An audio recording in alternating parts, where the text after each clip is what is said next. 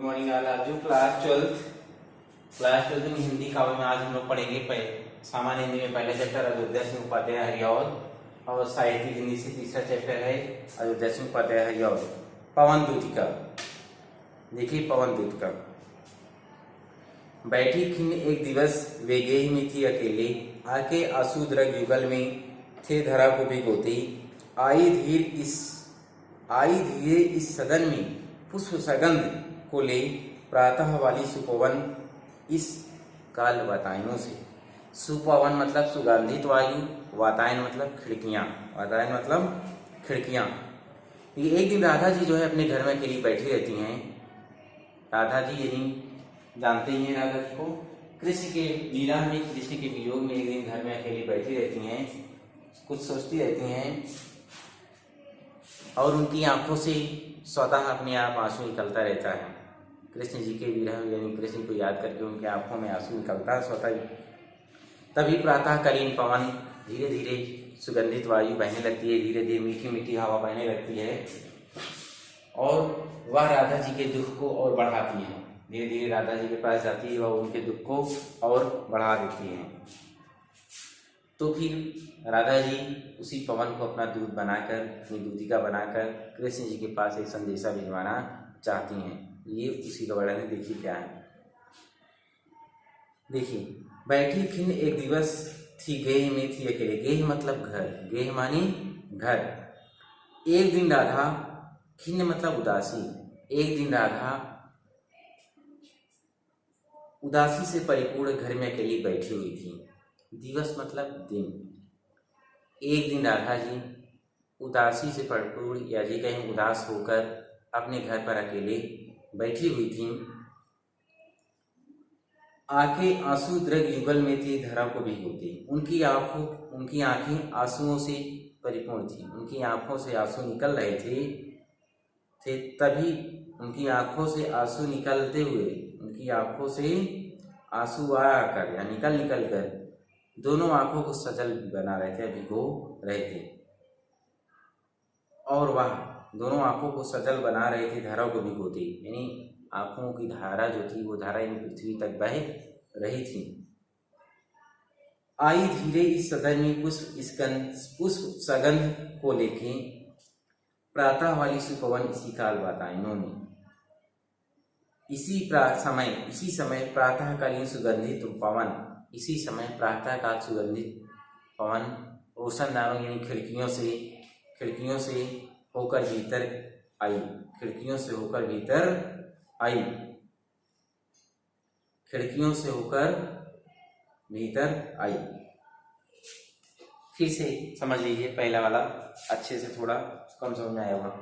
बैठी खिन्न एक दिवस के गेह में थी अकेले, आके आंसू द्रग युगल में थी धारा को भिगोते। आई धीरे से सदन में पुष्प सगंध को ले, प्रातःकाली सुपवन इसी काल वातायनों से। एक दिन राधा जी अपने घर पर अकेली बैठी हुई थी। एक दिन राधा जी उदासी में घर पर उदास होकर अपने घर पर अकेली बैठी हुई थी। आंसू आकर उनकी दोनों आंखों को भिगो, दोनों आंखों से आंसू निकल रहा था और वह धरती अड्डे कहीं कुर्सी तक आंसू बह रहा था। आई धीरे से इस सदन में पुष्प सगंध थे। तभी प्रातःकालीन सुगंधित पवन खिड़कियों के माध्यम से धीरे धीरे अंदर आई। धीरे धीरे घर के भीतर आई। ये था पहला, धीरे धीरे घर के भीतर आई। अब आगे। संतापों को विपुल बढ़ता देख के दुखिता को हो, धीरे बोली सा दुख उससे श्रीमती राधिका यूं, प्यारी प्रातः पवन इतना क्यों मुझे है सताती, क्या तू भी कलुषित हुई है काल की क्रूरता से। देखिए, जब पवन के प्रभाव यानी जब वायु का प्रभाव जो है, पवन ने राधा के प्रभाव दुख को और ज्यादा बढ़ा दिया। दुख और ज्यादा बढ़ गया तो उन्होंने राधा जी ने दुखी होकर धीरे धीरे पवन से कहा, मेरे प्यारे नव क्या कहा, संतापों को बिल्कुल बढ़ता देख दुखिता तो हो। क्या पवन के प्रभाव से राधा का दुख बढ़ गया तो उन्होंने दुखी होकर धीरे धीरे पवन से कहा, दुखी होकर धीरे धीरे पवन से कहा कि हे प्रातःकालीन पवन, प्यारी प्रातः पवन इतना क्यों है सताती, हे प्रातःकालीन पवन तू मुझे इतना क्यों सता रही है, हे प्रातःकालीन पवन तू मुझे इतना क्यों सता रही है, क्या कलुषित हुई है काल की क्रूरता से, क्या तू भी समय की कठोरता से, क्या तू भी समय की कठोरता से दूषित हो गई है, क्या तुझ पर भी समय की क्रूरता का प्रभाव पड़ गया है, क्या तुझ पर भी समय का क्रूरता का प्रभाव पड़ गया है। दोनों मिलाकर पढ़िए, दोनों को मिलाकर फिर से पढ़िए। बैठी खन एक दिवस वे गेह में थी अकेले, आके आंसू द्रग युगल में थे धरा को भिगोती, आई धीरे इस सदन में उस सगंध को ले, प्रातः वाली सुपवन इसी काल वातायनों से, संतापों को विपुल बढ़ता देख के दुखिता हो, धीरे बोली साधु उससे श्रीमती राधिका यूं, प्यारी प्रातः पवन इतना क्यों है मुझे सताती, क्या तू भी कलुषित हुई है काल की क्रूरता से। एक दिन राधा जी उदास होकर अपने घर में अकेली बैठी हुई थी, अपने घर पर अकेली बैठी हुई थी। उनकी आंखों से आंसू आकर धरा तक बह रहे थे, यानी पृथ्वी तक बह रहे थे, या ये कहीं पृथ्वी तक उनकी आंखों से आंसू निकलकर आ रहे थे। इसी समय प्रातःकालीन सुगंधित पवन धीरे धीरे वातायन यानी खिड़की के अंदर से प्रवेश की, धीरे धीरे खिड़की के अंदर से प्रवेश की यानी भीतर आ गई। पवन के प्रभाव से राधा जी का संतापों को विपुल बढ़ता दी, पवन के प्रभाव से राधा जी का दुख और बढ़ गया, राधा जी का दुख और बढ़ गया। फिर धीरे से यानी दुखी होकर धीरे मन से राधा जी ने बोला, दुखी मन से धीरे से राधा जी ने बोला, हे पवन तू मुझे क्यों इतना सता रही है, क्या तू भी कठोरता की तरह इतनी दूषित हो गई है, क्या तू इस समय की कठोरता से दूषित हुई, यानी कहने मतलब ये क्या तुझ पर भी समय का प्रभाव पड़ गया है जो इतनी कठोर हो गई है, क्या तुझ पर भी समय की क्रूरता का प्रभाव पड़ गया है। ये था, दोनों मिला गए। अब है तीसरा, मेरे प्यारे नव जलद से कंज से नेत्र वाले, मेरे प्यारे नव जलद से कंज से नेत्र वाले, जलद मतलब बादल, जलद मानी बादल, जाके आए न मधुबन से और न भेजा संदेशा, मैं रो रो के प्रिय विरह से बावली हो रही हूँ, बावली मतलब पागल हो रही हूँ, जाके मेरी सब दुख कथा श्याम को तू सुना। राधा पवन से कहती है कि नवीन मेघ नए मेघ जैसी शोभा वाले और कमल जैसे नेत्र वाले मेरे प्रिय, क्या करें कि नवीन यानी नए मेघ शोभा वाले और नेत्र वाले कमल जैसे नेत्र, कंज मतलब कमल के जैसे नेत्र वाले मेरे प्रिय श्री कृष्ण मथुरा जाकर वापस नहीं आए, मधुबन से आओ न भेजा है, मथुरा जाकर वापस नहीं आओ, ना ही कोई संदेशा भेजा है, ना तो वहां से वापस आए ना ही कोई संदेशा भेजा है। मैं रो रो के प्रिय विरह से बावली हो रही हूँ, उनके विरह में मैं रो रो कर पागल हो गई हूँ, मैं उनके विरह में रो रो कर पागल हो रही हूँ। जाके मेरी सब दुख कथा श्याम को तू सुना दे, तू उनके पास चली जा, हे पवन तू उनके पास चली जा और मेरी सारी व्यथा उनको सुना दे। किसको? श्री कृष्ण को, मेरी व्यथा सारी या मेरा दुख सारा श्री कृष्ण को सुना दे। फिर से तीसरा देखिए एक बार, मेरे प्यारे नव जलद से कंज से नेत्र वाले, हे पवन मेरे नवीन मेघ जैसी शोभा वाले और कमल जैसे नेत्र वाले मेरे प्रिय श्री कृष्ण मथुरा जब से चले गए हैं, न तो कोई संदेशा भेजा न ही वापस आए हैं। मैं रो रो के प्रिय विरह से बावली, मैं उनके विरह में रो रो कर बावली हो गई हूँ या पागल हो रही हूँ। जाके मेरी सब दुख कथा श्याम को तू सुना दे, जाकर मेरी सारी दुख यानी मेरी सारी व्यथा जाकर श्री कृष्ण को तुम सुना दो, श्री कृष्ण को मेरी सारी कहानी बता दो। ये था तीसरा। अब अगला है चौथा। ज्यों ही मेरा भवन तज तू अल्प आगे बढ़ेगी, शोभा वाली सुगत कितनी मंजू कुंजे मिलेंगी। प्यारी छाया मृदुल स्वर से मोह लेगी तुझे, वो भी तो भी मेरा दुख लख वहाँ जाना ना विश्राम लेना। ज्यों ही मेरा भवन तज, क्या कहें राधा जी, राधा पवन दूतिका से कहती है, पवन को अपनी दूतिका बना ली हैं और संदेश भिजवा रही हैं श्री कृष्ण के पास। क्या कहती हैं राधा पवन दूतिका से कहती हैं कि जैसे ही मेरा घर त्याग कर तू आगे बढ़ेगी, क्या कह रही हैं, जैसे ही मेरा घर त्याग कर तू थोड़ी दूर आगे बढ़ेगी, अच्छे अच्छे बहुद्रुम, क्या कहें अच्छे शोभा वाली सुगंध कितनी मंजू कुंजय मिलेगी। क्या कहेंगे कि तुझे अत्यंत सुंदर तथा सुखद देने वाली या सुखद सुख प्रदान करने वाली अनेक कुंजलताएं देखने को मिलेंगी, अनेक कुंजलताएं देखने को यानी वन उपवन देखने को मिलेंगे।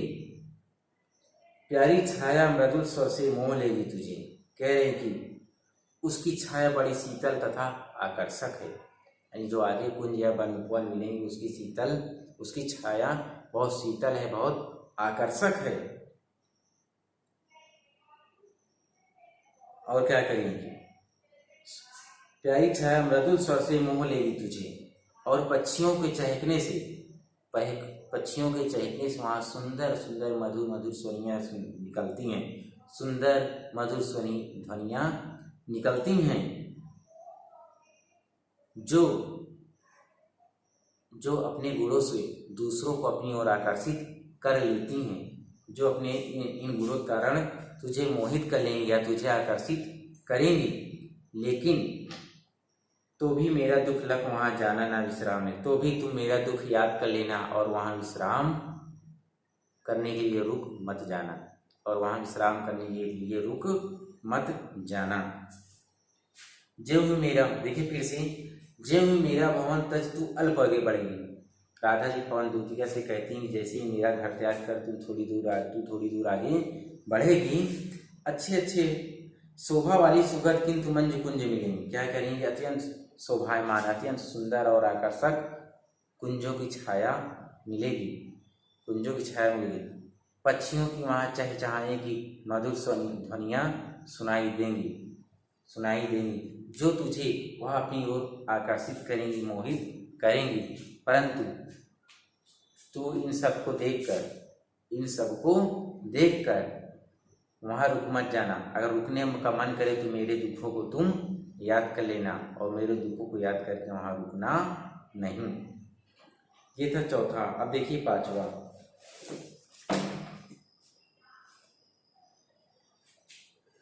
थोड़ा आगे सरस रौका धाम सतकुछ वाला, थोड़ा आगे सरस धाम,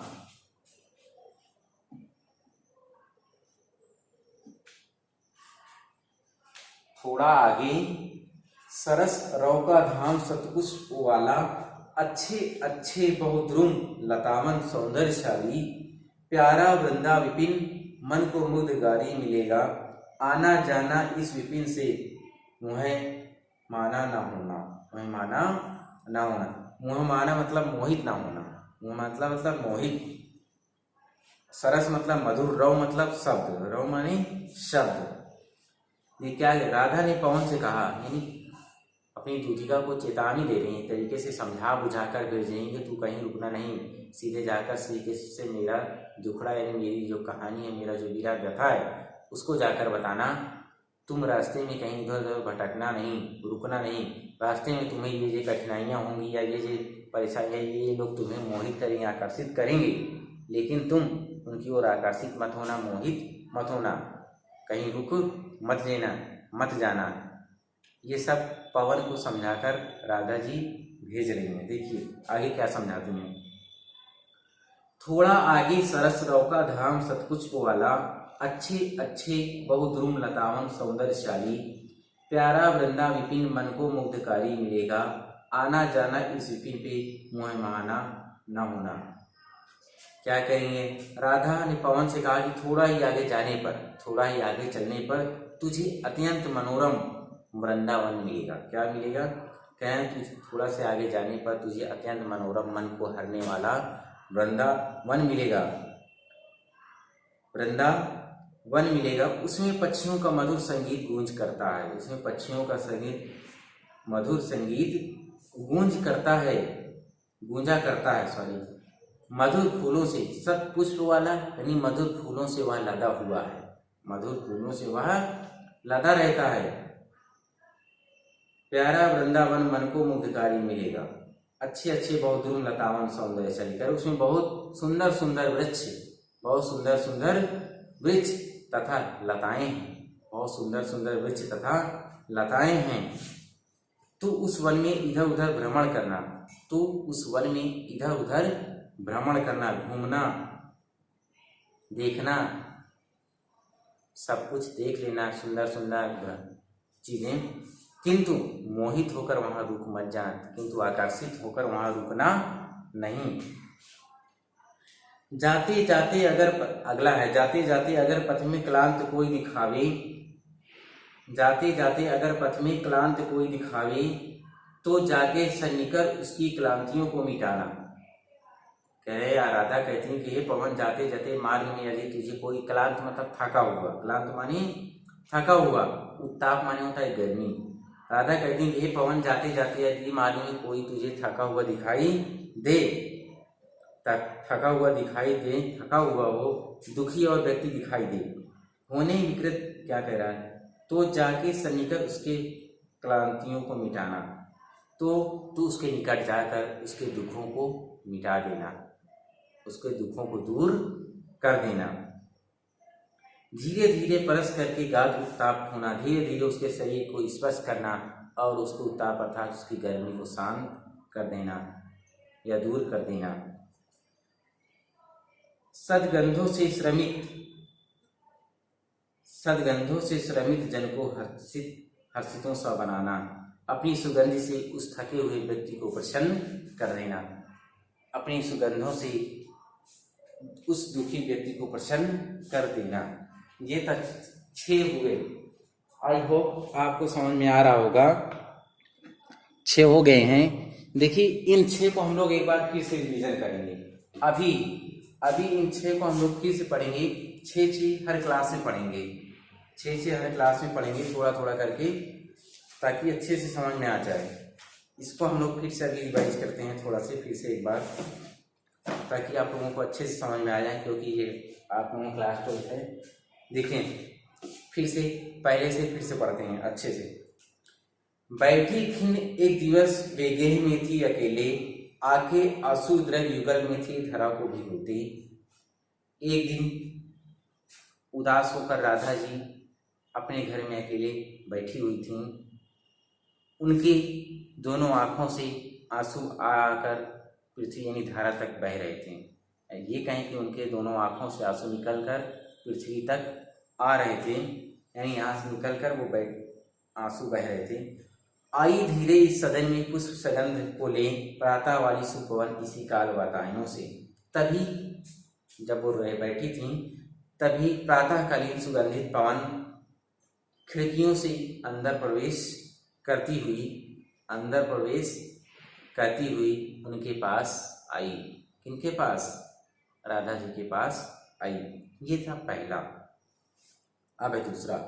संतापों को विपुल बढ़ता देख के दुखता हो, संतापों को विपुल बढ़ता देख के दुखता हो, धीरे बोली सा दुख उससे श्रीमती राधिका यूं, प्यारी प्रातः पवन इतना क्यों मुझे है सताती, क्या तू भी है कलुषित हुई काल की क्रूरता से। देखिए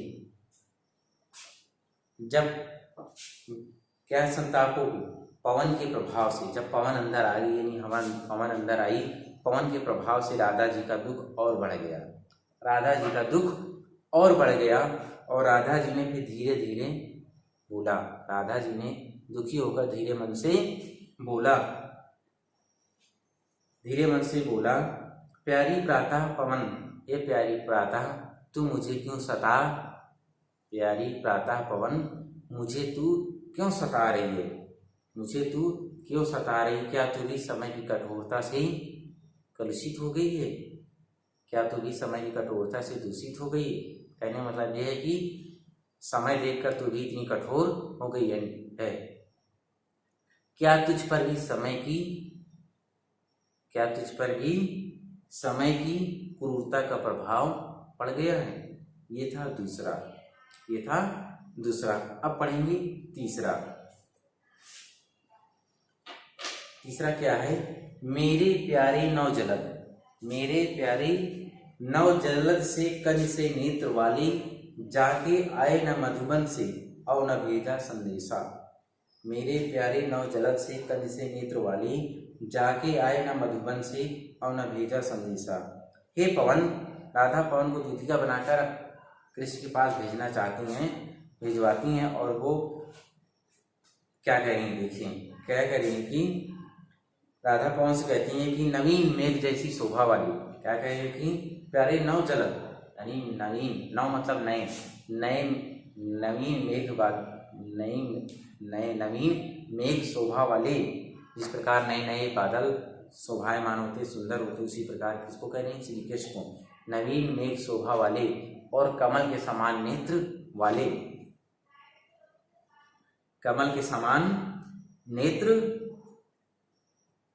वाले श्री कृष्ण मथुरा जाकर वापस नहीं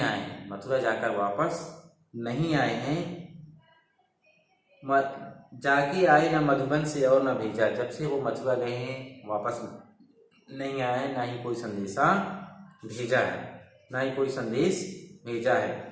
मैं रो रो के प्रिय विरह से बावली हो रही हूँ, मैं उनके विरह में रो रो कर पागल हो गई हूँ। जाके मेरी सब दुख कथा श्याम को तू सुना दे, जा करके तू मेरी सारी कहानी है, मेरा सारा दुख श्री कृष्ण को सुना दे, बता दे। देखिए अब चौथा है, ज्यों ही मेरा भवन तज तू अल्प आगे बढ़ेगी। अब राधा जी क्या कर रही हैं, पवन दूतिका को दूतिका बनाकर उसको समझा बुझाकर आगे भेजना चाहती हैं कि तू रास्ते में कहीं भटकना नहीं, रुकना नहीं। क्या कह रही हैं, कह रही तू रास्ते में कहीं भटकना नहीं, रुकना नहीं। देखिए क्या समझाती हैं कि ज्यों ही मेरा भवन तज तू अल्प आगे बढ़ेगी। राधा जी कह रही कि जैसे हे पवन दूतिका से कहती हैं, जैसे ही मेरा घर त्याग कर तू थोड़ा से आगे बढ़ेगी, जैसे ही मेरा घर त्याग कर तू थोड़ा से आगे बढ़ेगी, शोभा वाली सुखद कितनी मंजू कुंजें मिलेंगी। शोभा वाली यानी तुझे अत्यंत सुंदर एवं सुखद कुंजें दिखाई देंगी, तुझे अत्यंत सुंदर एवं सुखद अनेक प्रकार की कुंजें दिखाई देंगी। शोभा वाली प्यारी छाया मृदुल स्वर से मोह लेगी तुझे, फिर उसकी छाया बड़ी शीतल और आकर्षक है, उसकी छाया बड़ी शीतल और आकर्षक है, और पक्षियों की चहचहाने की मधुर ध्वनि वहां सुनाई देगी। पक्षियों के चहकने की तुझे अत्यंत मधुर ध्वनि सुनाई देगी, जो तुझे अपने इन गुणों के कारण वो अपनी ओर आकर्षित करेंगे या मोहित कर लेंगे। तो भी मेरा दुख लग वहां जाना ना विश्राम है, तो भी तुम मेरे दुख को याद करके वहां विश्राम करने के लिए रुक मत जाना, यानी वहां रुकना नहीं। अगर तुम्हारा रुकने का मन करे तो तुम मेरे दुख को याद कर लेना, अगर तुम्हारा रुकने का मन करे तो मेरे दुख को याद कर लेना, लेकिन वहां रुकना नहीं। देखिए आगे है पांचवा, थोड़ा आगे सरस रौका धाम सतपुष्प वाला, थोड़ा आगे सरस रौका धाम सतपुष्प वाला, अच्छे बहुद्रुम लतावन सौंदर्यशाली, प्यारा वृंदा विपिन मन को मुग्धकारी मिलेगा, आना जाना इस विपिन से मुँह आना ना होना। मोह माना मतलब मोहित ना होना।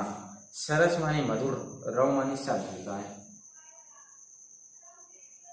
ये राधा ने पवन से कहा, क्या कहा कि थोड़ा ही आगे जाने पर तुझे अत्यंत मनोरम मन को हरने वाला वृंदावन मिलेगा।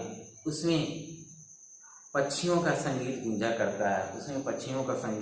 गूंजा करता है, मधुर फूलों से वह लदा रहता है। सब कुछ वो वाला यानी मधुर फूलों से वह लदा रहता है। अच्छे अच्छे बहुद्रुम लतावन सौंदर्यशाली, उसमें बहुत से सुंदर सुंदर वृक्ष तथा लताएं हैं। उस वृंदावन में बहुत से सुंदर सुंदर वृक्ष तथा लताएं हैं। आना जाना ये जीवित से मुँह हराना न होना। तो उस वन में इधर उधर भ्रमण करना, तो उस वन में अर्थात वृंदावन में इधर उधर घूमना, देखना, सुगंध लेना, सब कुछ करना, पर वहाँ पर रुकना नहीं, वहाँ पर मोहित होकर रुक मत जाना। क्या करेंगे? आना जाना ये जीवित से मुहायना न होना, करें आना जाना इधर उधर भ्रमण कर लेना, घूम लेना, देख लेना, परंतु मोहित होकर वहाँ रुक मत जाना, देखिए अब आगे 6 वाला पढ़िए।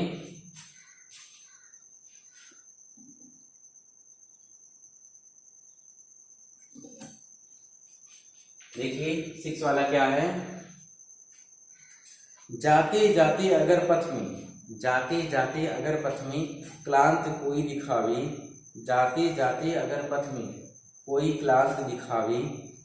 तो जाके सन्निकर उसकी क्लांतियों को मिटाना, धीरे धीरे परस करके गात उत्ताप होना, सदगंधों से श्रमिक जन को हर्षितों सा बनाना। क्या करें? राधा कहती है कि हे पवन, राधा क्या कहती हैं? हे पवन, जाते जाते यदि मार्ग में क्लांत मतलब होता है थका हुआ। क्या होता है? थका हुआ। ताप माने गर्मी।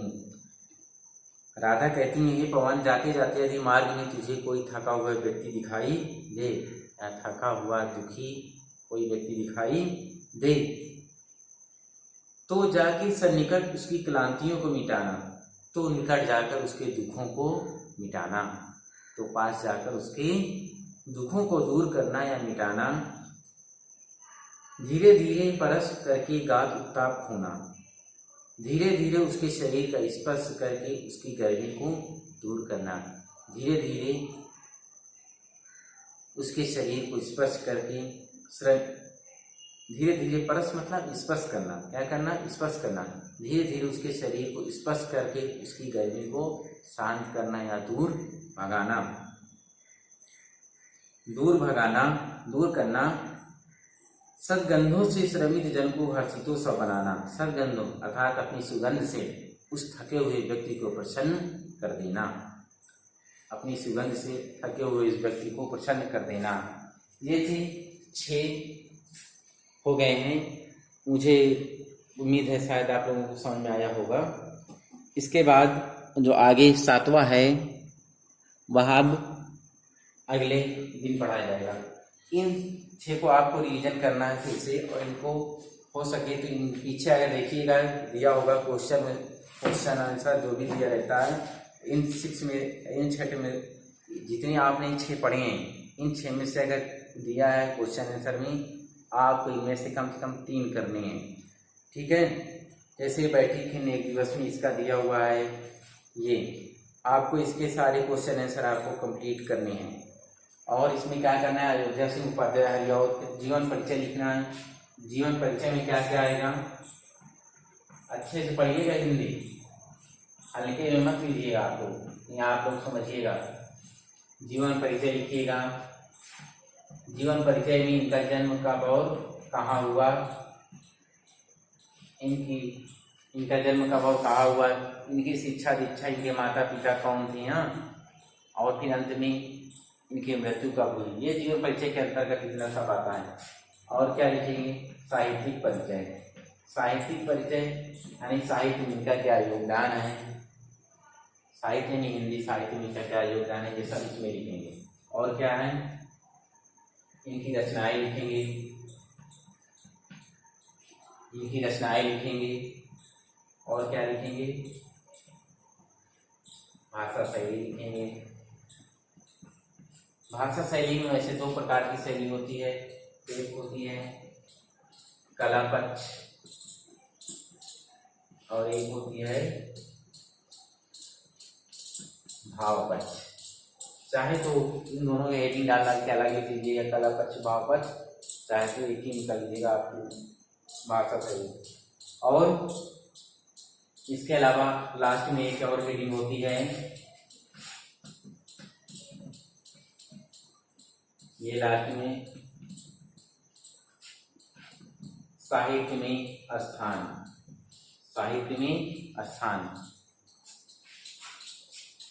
ये सब आपको करना है। साहित्यिक परिचय जरूर लिखिएगा, क्योंकि आपके एग्जाम में जब भी बोर्ड एग्जाम होता है उसमें ज़्यादातर यही होता है कि किसी भी एक कवि का साहित्यिक परिचय बताते हुए उनकी रचनाएं एवं भाषा शैली पर प्रकाश डालिए।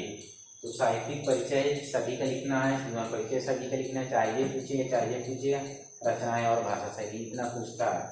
इसको अच्छे से लिखिएगा, साफ सुथरा बढ़िया। तो आज के लिए इतना ही, आगे नेक्स्ट वीक।